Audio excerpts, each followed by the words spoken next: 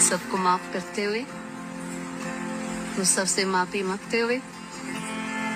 हो जाओ।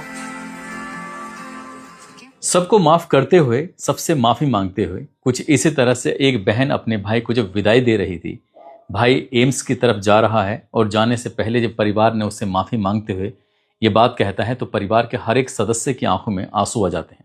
15 मार्च 2026 को नम आंखों से हरीश राणा को जिस तरह से विदाई दी जाती है, सोशल मीडिया पर यह विदाई बहुत तेजी के साथ वायरल होना शुरू हो जाती है। अब एम्स में जाएगा, डॉक्टरों की देख रेख में उसके ऊपर से मेडिकल सपोर्ट जो भी है वो हटा दिया जाएगा और प्राकृतिक रूप से जब तक उसकी सांसें चलती रहेंगी तब तक वो जिंदा रहेगा। दरअसल उत्तर प्रदेश के जिला गाजियाबाद के राज एक्सटेंशन में रहने वाले अशोक राणा, जिनका बड़ा बेटा नाम उसका हरीश राणा होता है, जो कि पढ़ाई करने के लिए चंडीगढ़ यूनिवर्सिटी गया हुआ था और 21 अगस्त 2013 की शाम का वक्त था। वो अपने हॉस्टल की चौथी मंजिल पर था और अचानक ही वो चौथी मंजिल से नीचे आकर गिर जाता है और जैसे गिरता है तो उसको गंभीर रूप से चोटें लग जाती हैं। उसको उपचार के लिए जब हॉस्पिटल लेके जाया जाता है तो डॉक्टर लोग कहते हैं कि ना तो ये बोल सकता है और ना ही ये समझ सकता है, ना ही पहचान सकता है, ये पूरी तरह से कोमा में चला गया है। कह सकते हैं कि 100% यानी कि 100% अब ये पूरी तरह से विकलांग हो गया है। लेकिन परिवार ने हिम्मत नहीं हारी, चाहे माँ हो या फिर पिता हो, उन्होंने अपने बेटे का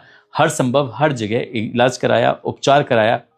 जितना बन सकता था उतना बना और जब नहीं बना तो अपना घर बेचा, अपना सामान बेचा, अपनी ज़रूरी चीज़ें बेची, लेकिन बेटे का इलाज कराते रहते हैं और धीरे धीरे करके ऐसे ही वक्त बीत जाता है लगभग 13 साल का। उसके बाद पहले करते हैं रुख हाई कोर्ट की तरफ, फिर दोबारा रुख करते हैं सुप्रीम कोर्ट की तरफ और ये कहते हैं कि हमारे बेटे को इच्छा मृत्यु दे दी जाए, क्योंकि अब ना हमारे पास पैसे हैं, हम इलाज कहाँ से करा सकते हैं। यदि आप चाहो तो किसी भी हॉस्पिटल में इसको रखवा दो, वहीं पर इसका इलाज होता रहेगा और वहीं पर जो भी कुछ है। लेकिन जब डॉक्टरों ने की रिपोर्ट मांगी जाती है, डॉक्टर कहते हैं कि इसके ठीक होने की संभावनाएं बिल्कुल भी नहीं है, तब ये बात फिर